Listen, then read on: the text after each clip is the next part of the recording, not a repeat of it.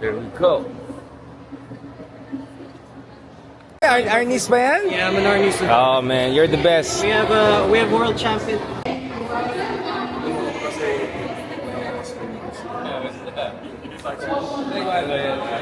Just by the uniform. Yeah, the only the odd man out. James! I mean, I also. Diba, ito boxing and martial arts. It's the only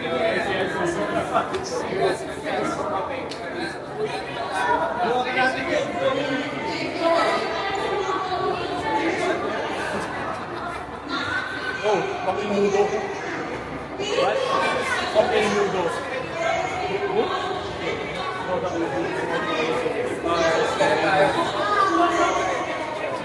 Taekwondo versus What is a better martial art?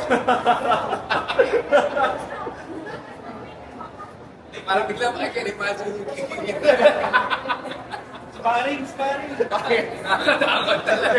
Freaking.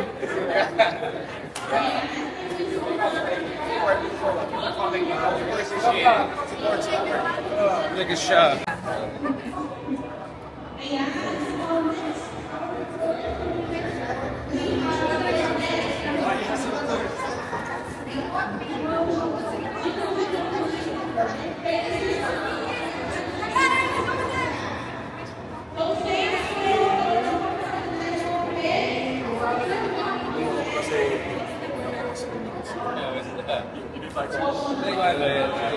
Just by the uniform. Yeah, the only the odd man out.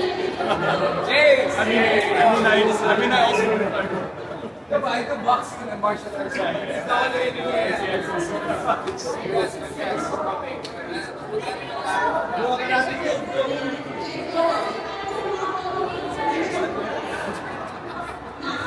Oh, fucking nudo. What? Fucking nudo.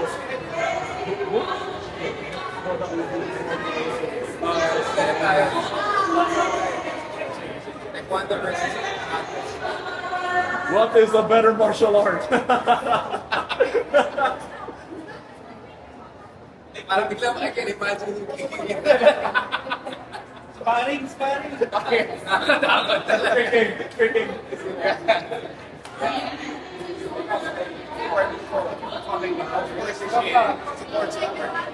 Like a shot. Mamaya I'll do moves. May demo pa mamaya, di ba? Arnis versus Taekwondo. Ay, ano? Karate. Yun, no? That's it. Yun!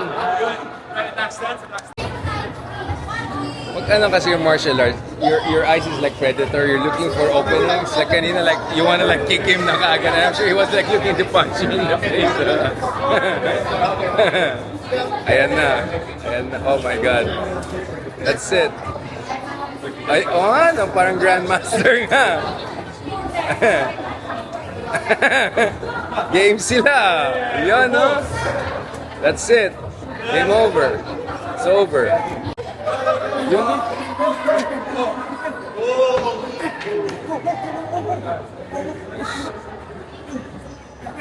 Galing. The best. Richard Haydaran pala po, sir. Is that Arnis ba yan, sir? Yes, Arnis. Ang dami yatang around the world are rediscovering Arnis as the great thing. Can you tell us a little bit about sa sports na yan? Well, my name is Rene Cateo Casino. I'm teaching with Arnis, and then I'm traveling other countries also just to teach. So nagkakaroon ng interest ngayon sa buong mundo. Yeah, I'm also a fighter. I'm 65 years old.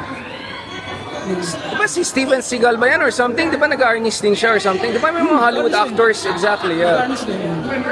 Ano po yung ulit yung kasaysayan ng Arnis po? Pre-colonial time pa to? Pre-colonial. Ang sistema kung bakit na hindi na i-promote agad Opo. dahil yung panahon sa mga Kastila, pinipigilan nila. Kasi takot sila, yun naman yung warrior class, oh. Eh nangyari, nagiging ano lang siya, nagiging parang festival na lang siya. Ah. Palabas lang. Pero isa yun sa pumaraan na napapractice ng mga Pilipino ang artistic fighting. Kasi bawal talaga eh. Kaya nakuha sa mentality ng mga Pilipino na bawal ito promote. Kaya medyo nahuli tayo. Correct. Mas sikat pa yung MMA kaysa MMA. Correct. Ngayon, nabuksan na yung kaisipan ng mga Pilipino, lalo na sa mga masters, mga grandmasters na kailangan sumali tayo sa, lalo na sa sports, combat. Kasi, katulad sa akin, naghapon ako, Opo. 65 years old. Kailan ako lumaban? Last 2 months ago, nag-world champion ako ng Arnis. Opo. Lumaban din ako sa, medalist ako ng live fighting, live sports combat, saka yung goal sports combat. At umalapan ako ng mga grappling, kickboxing, ang MMA. So, ang Arnis, kompleto kasi siya. Lahat meron, di ba? Kanya ako, taekwondo ako una. Ngayon, boxing. Ngayon, Muay Thai, wrestling. Yung Arnis, kompleto, di ba? Kompleto. Kompleto. Ito tawag na, Eskrima Kali Arnis. Right. Pero Eskrima, Eskrima, opo. Eskrima Kali Arnis. Opo. Bali yung Eskrima, yun yung sa weapons. Sa Kali naman, yung movements ng ginagamit ang weapons, either yung stick, blade, Blade, either long blade or knife. Ano yung balisong? Anong klaseng blade? Any kinds of blades. Any kind pwede. This is a military blade, tactical blade, or knife blade sa kitchen natin, sa bahay natin. Any kinds of blade. So practical siya. Ano po yung, syempre lahat kasi ng sports dumaan sa evolution eh, di ba? Even nga yung jiu-jitsu, naging Brazilian jiu-jitsu. Sa Arnis, pagdating po sa uniform, sa belt, ganon, na-modernize siya over time? Ano po yung mga evolution na nangyari? Sa mga traditional, So kunyari, ano to? Ito yung highest grandmaster ba to? Red, black ba yan? pinakataas. So 14, parang 14 dan, ganon ba yun? Not done. It's not done. It's a requirements level. Ah, Sa okay. requirements namin. Ito siya. So ito yung parang grandmaster pag ganyan crown po. Stud. Opo. From 14, kasi itong 14. Lakas 14 po, opo. Ito yung pinaka-crown, pinakamataas. So paano na-systematize itong ano na to? Bali sa Lakas 14, apat lang ang Meron ganun sa buong mundo. White belt, brown belt, tapos black belt, saka red. Pero yung white belt, mahaba yung proseso sa training dahil nga nagdedepende sa mga requirements, mga techniques. Tapos, habang may mga requirements, tumataas yung level ng kaalaman. Opo. Hanggang makuha mo itong 14. 14. Opo. Kasulad ng 14. 14 suntok, 14 sipa, 14 disarma. Na-perfect mo lahat. Oh, perfect. Opo. Pagkataas ng paket ng paket. Bakit 14? Ano yung swerteng numero ba yan? Ano ba yung philosophy dyan? Pero sa pinitong sa 14, kapag mataki ka, from number 1 to 14. Pag dumipin sa 1 to 14. Pag kumonter, 1 to 14. Pag suntok, tapos babalian ka ng kamay, 14, 13, 14, Di ba isang suntok? So para siyang Krav Maga. Very ano siya, very grabe yung pwede rin siya sa, kunya sa AFP, kailangan ba mag-train sana yung sandata, lakas natin may training ka. Kasi very practical yan. Gusto ka ng barel, di ba? Gamitin mo yung barel mo pang one punch go. Grabe. Ubus ka na kaagad. Oh, wow. Bilis. So, 14 yun. Kaya sa sipa. So, talagang ubusin mo talaga siya. Kaya sa sipa, 14 na rin.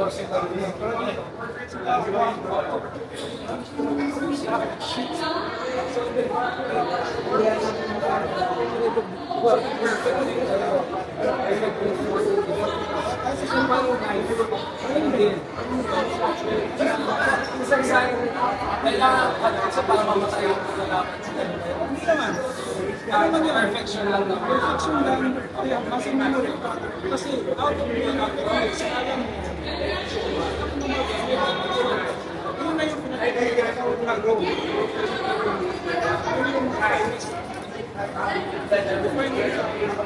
Kailangan mo technique.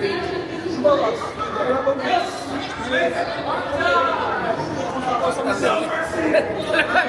Slide na. Krav Maga.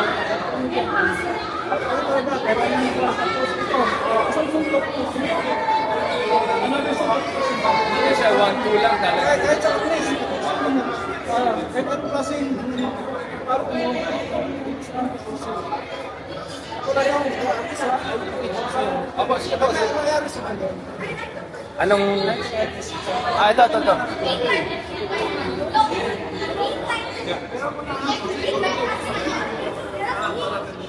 Demo na kayo.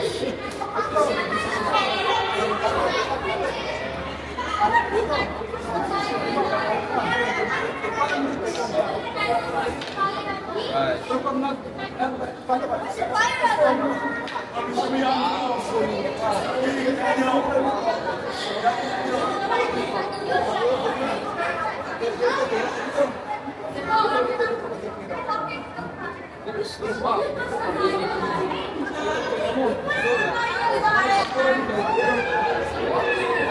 Ang bilis!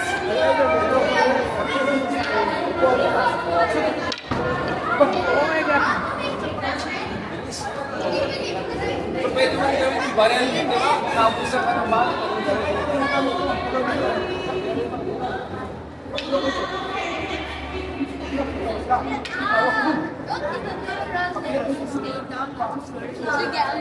wow!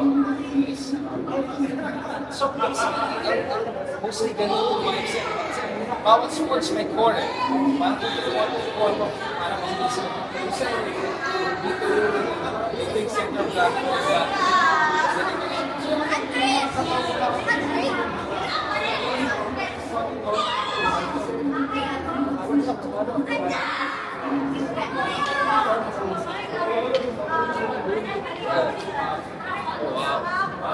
Sila Bonifacio ba? Kumakit ng ganito, yung mga... Parang hindi eh, di ba? Oo. Gusto ko na malaman yung kasaysayan. Sinabi matanda kayo, sinabi yung kasaysayan. Evolution na yun. Ngayon mayroon mga katulad ni Senator Sibil, di ba, na may service. Ano sa tingin mo dapat gawin para mas lalo natin actually, mas kilala mo nga internationally eh. Mas maraming kilala ng mga Hapon na we artists na pa-best user nila. Dito mismo sa ating bansa, kailangan ba nilagay sa DepEd, natin, basic training? yung Pilipino na may pagka-crab mentality, yan ang Exactly. Kasi Dapat nga, foreigner, mas ang maganda. Pilipino hindi nagkakaisa. Kapag mayroong malaking organisasyon, sisiraan. Gagawa ng sarili ng organisasyon. Tapos meron dito, papasok, tapos ano nila, gagawa namin. Walang pagkakaisa ang Pilipino. Kaya ganun. Kaya dapat talaga, kaya katulad sa pagtutulog. So, diba? Isa ako sa Vice President ako ng ay bakit sumuporta ako dito kaya napakaganda ng ano nila, layunin nila. Talagang gusto nila na pagkakaisa niyang mga masters, mga grandmasters, mga instructors, mga peers. Tapos sa layunin na i-promote ang Migo Todo, the whole world. Kaya may Migo Todo na ngayon sa USA, meron sa Korea, Japan, kasi napaka-kompletong sport daw yan talaga. Kitang-kita mo kanina, di ba? Pwede mo i-post ng tao eh. Sa Migo Todo, ako yung senior grandmaster, ang sa Pilipinas na competitor, Migo Todo. I have local Sa tingin ko ba siguro mas maraming international celebrities siguro kailangan kung mag-endorse ito para ma-appreciate ng mga tao dito. Nakay ko ano lang talaga, dedication ng mga masters, yung galing. Hindi lang yung gusto kasi kung bakit na tandaan pala yung promotion ng Filipino martial arts. Dahil nga, mas promote nila yung self-defense. Yung talaga self-fighting. Kaya nakilala ang Filipino martial arts as deadliest system. Dahil pa delikado. Pero hindi sa behind the self defense, kailangan din natin i-promote yung sports combat. Kasi dyan makilala eh. Wala tayong, kung may sports, katulad ng tutulog yan, nagkaano na, spread out na. As you can see, Spread out na, parang MMA lang yun. Correct. Tapos na, pag-spread out, parang mas roaming na yan. Kahit sa kanila. Ako kasi taga-Baguio ako, yung Team Lakay sa amin yung sikat. So, in-imagine ko, may sariling style kasi Cordillera fighting di ba? Kainit. Tapos 3 years ago, umakyat kami ng sa Cordillera mismo. Tournament mismo doon sa pinatawag ko, Capitol nila. Opo. Pero may dala kong gear na dalawa na gear, Brazil. At least, Nagka-branding talaga yan Nagka-branding talaga yung Team Lakay na yan Pero ako kasi inisip ko pati yung pagkain na Pinoy, dati hindi sikat, ngayon sumisikat na rin. Parang ganun din yan Feeling ko, parang para sa inyo, bigla na lang umakyat ka. So, sana tuloy-tuloy lang po yung effort at sana tuloy yung support. Huling tanong po, master na lang kahit iba tayo ng larangan. Saan pwede i-follow yung mga movements? I mean, meron ba kayong instructional Instagram, yung mga basics? Meron ako Facebook. Opo. Ano yung pangalan sa instruction? Pangalan ko sa Facebook, Lakas 14. Lakas 14. Okay. Opo. Pag i-type mo yung Lakas 14, yun. Meron ako thousands of videos doon. Opo. Thousands of videos. Tapos sa YouTube yun. Makikita mo doon, magmula sa standing position, sitting, hanggang sa ground, fighting ng Galing po. kahit complete ko. Kahit sa impact, sa position, sa arnis, sa Bakit ang galing ng Pinoy? Ba't alam lahat? Ang influence mo yung ibang bansa dati. sa experience ko. Kasi 20 years ako nagturo sa labas. 14 years ako nagturo sa military. Sa military na, yung military. Sa Navy.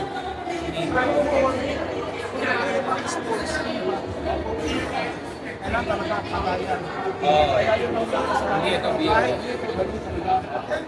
Pag encuentro, Nakita mo yung pag-pull nyo parang papunta na tayo sa excitement. Hindi siya demonstrative, hindi siya performative. Yun nga napansin ko Kaya Krav Maga yung pinaka-naisip ko Yung malapit na defense-offense kaagad. Ganun kaagad. Diba? Hindi siya yung 1-2 step.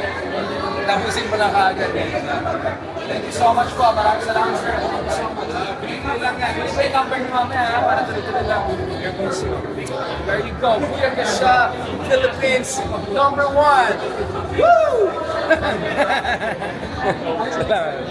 Galing. Ay, sorry. Let's get water. Thing. Yeah. Spare everyone else the details. How many Because we're all days? 4 privileged to watch days? it in advance. But you can feel free to express how you feel about 3 the movie days, without 2 days. spoiling bits and pieces yet on the internet. Okay? You can do that. Nagde-demo yata. Okay. You can do that on From all over Manila coming here.